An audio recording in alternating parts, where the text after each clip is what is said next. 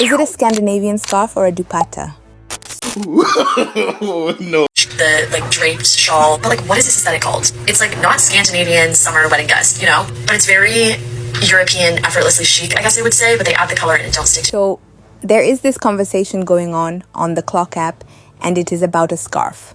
Imagine being literally one of the most casually hated on ethnicities, where your cultural identity is frequently used as the butt of a joke, and it continues well into your adult life where you feel like you're constantly ostracized by the world around you due to something you can't control. And you were reminded of that fact by shit like this every single day. And since you weren't really given the privilege to be seen as anything else, your culture is very central to you. It's very important to you. And then you open up TikTok and you see this shit. How is this even something that people are disagreeing about? Because here's the thing. Not every single person wearing a dupatta or traditional South Asian clothing are doing it out of malicious intent. Some people might actually think it's so boho, so Coachella. And the general response to Desi women very reasonably going, hey, this is our thing, give us credit. The fact that every single person is saying, it's not that deep. Our culture is supposed to be shared. Why are you gatekeeping? Why is that the response? You were literally just being asked to acknowledge something. White woman analogy, but imagine you had this two-faced conniving friend and she always told you that your outfits were so ugly and you look so dumb and your clothes suck, and then you found her in your closet and then you brought it up and she said, it's not that deep. Why are you gatekeeping? Why are you so sensitive? And I know you might be thinking, I never said anything bad about Indians. Why am I the problem? It's not about you specifically. It's about institutions of power and how they interact. It is not morally permissible for a dominant group of people to shit on a culture and then 10 years later try to make it their own. And not even out of appreciation. 6 months from now, people will call it a micro trend. There will be a video essay titled How the Skinny Scarf Was a Recession Indicator. Coachella has to be my least favorite festival. To me, it's always been a reminder that my culture is a costume for some people. It's funny because there's rarely ever any South Asian representation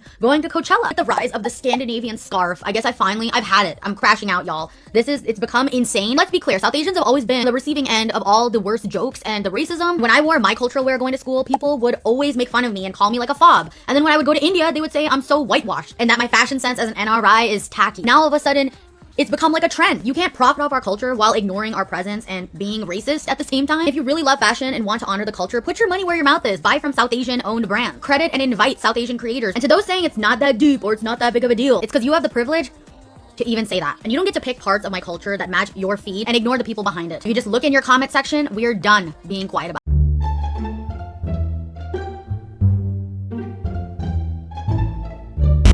Guys, it's just a scarf. It's not that deep. Guys, this dress is from Oak Holly. It is not inspired by Indian culture. I'm sure you've seen this all over the internet, so let's talk about it. When I was in 2nd grade, my mom had me wear a traditional Indian salwar kameez for Diwali to school. That was a pretty rough year in school for me. I had a bunch of bullies in my class and I told her it wasn't a good idea. But she told me I should be proud of my culture and send me to school in Indian clothes anyway. As you can imagine, I was bullied pretty bad for that. My mom and I have often gotten weird stares in public for wearing Indian clothes. There's been countless times I've been looked down on by white girls for being Indian. Especially in New York City, I noticed that in my adult life, they genuinely just think that they are better than me, just based on how they look. And even on social media, comments talking about how Indians are smelly and gross, seeing India disrespect button as the top comment in so many videos, the rise in hate crimes against Indian people in the US and Canada and the UK. People are dying over this, Stephanie. At a time when racism against South Asians is at an all-time high, we start seeing so many brands run by white people suddenly releasing collections that are heavily inspired by South Asian fashion. Our dupattas, our embroidery, our jewelry, all the very same things that white girls made me feel ashamed for growing up, they are now wearing and claiming as theirs. Because to you, it's a trend from the 90s that's back this summer. To you, this is something that will go out of style. But guess what? Dupattas are not a trend. They will never go out of style. They are traditional, they are beautiful, they are timeless. And above all, they are not for you. So, this conversation came about when Reformation collabed with influencer Devon Lee Carlson, and there was a certain outfit. In an interview, she was asked what the inspiration behind the outfit was. And she said that the scarf was a Scandinavian scarf that her mom's friend, I believe, once gifted her. Now, if you grew up watching Bollywood movies, you would know that this scarf and this kind of style is Indian. But then again, not everyone will know that. So let us talk about this. What is a Scandinavian scarf and what is a dupatta? Why are people taking this as cultural appropriation? And why are others considering this as cultural appreciation? So, this is a Scandinavian scarf and this is a dupatta. Scandinavian scarves are typically made of wool to help keep warm since it is cold out there. And this is a dupatta, worn mainly in Southeast Asia, especially in India, Pakistan, and Bangladesh. The Scandinavian scarf is not as symbolic as the dupatta, and we are going to talk about it, but feel free to correct me if I am wrong. The dupatta is usually thinner, a long garment that is draped over the shoulder, across the body, or over the head. It actually has some Persian influence, and it symbolizes grace, modesty, and tradition. In some cultures, it's worn during religious or ceremonial occasions. It dates back to the Mughal era and has cultural modesty and religious significance. I saw a TikTok of a girl explain just how the dupatta is significant and how it was used as an act of rebellion. Let's just watch the video. The dupatta is more than just an iconic piece of clothing that can be relabeled as a Scandinavian scarf.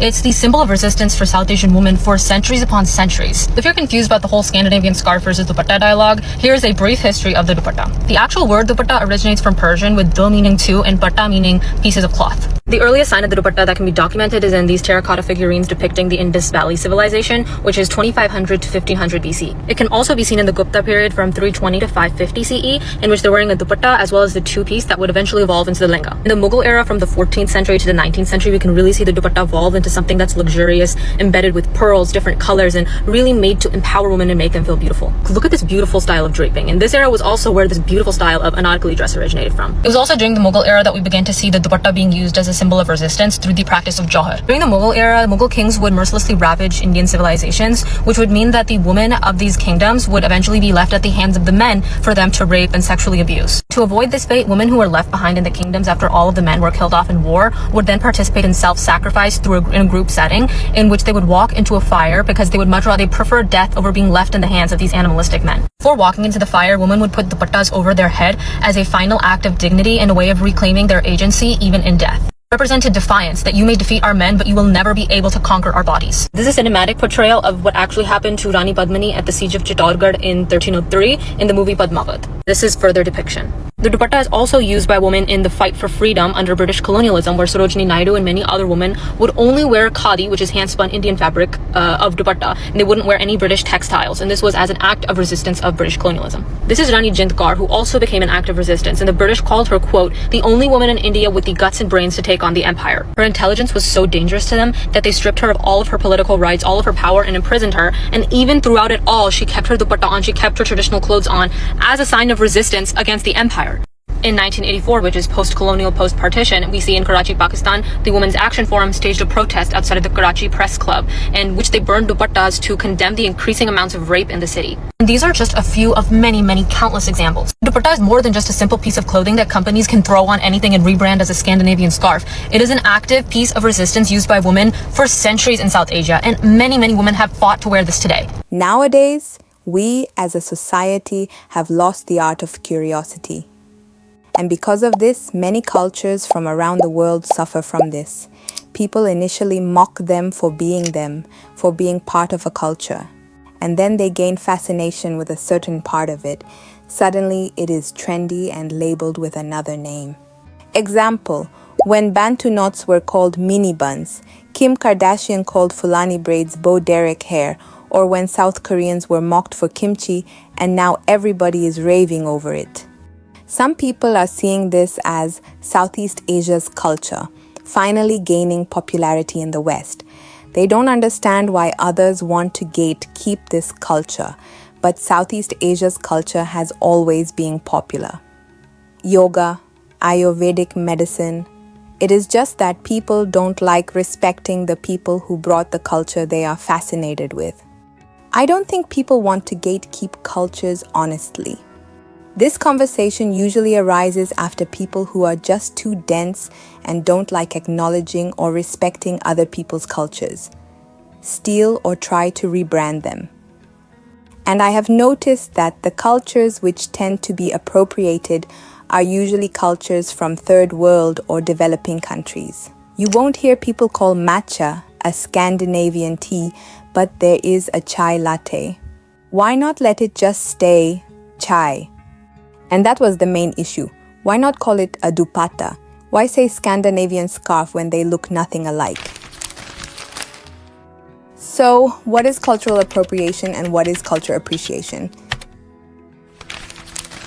I feel like the meaning behind these two words has been misconstrued, and its original meaning was lost over time. But basically, Cultural appropriation is when someone takes or uses elements of a culture like clothing, language, hairstyles, music, symbols, or traditions without understanding, crediting, or respecting their original meaning, especially when it's done by someone from a more dominant or privileged culture toward a marginalized or oppressed group. A very popular example is when people used to wear the Native Americans' headdresses to Coachella and name it boho chic, or when the Kardashian would wear cornrows, Fulani braids, and give it a completely different name without acknowledging the original people practicing this culture, saying that it is edgy. And sometimes it is not direct. It can be profiting off a practice like yoga without honoring and acknowledging the origin and intent of the practice, or cosplaying a stereotype of a certain demographic of people for profit without actually respecting the people. It often strips the item of its original meaning. It benefits outsiders while erasing or mocking the original community. It romanticizes or trends things that the original culture was once mocked, punished, or oppressed for. Hence why people are hurt when stuff that they were once bullied for starts trending. It all comes down to respect and honoring the culture, which is now cultural appreciation. Cultural appreciation is when someone genuinely seeks to learn about, understand, and honor another culture, often by engaging with it respectfully, acknowledging its origins, and uplifting the voices and creators from that culture, learning traditional dance, music, or fashion from a teacher or community member within the culture. Wearing traditional clothing with consent or context, like during a cultural celebration you're invited to. You can also choose to support Indigenous, Black, or immigrant-owned businesses and artists. I think that cultural appreciation is good for humanity, but because of history, there are some cultural things that are very sensitive, but I believe it can all be solved when we all have respect for one another and care to learn.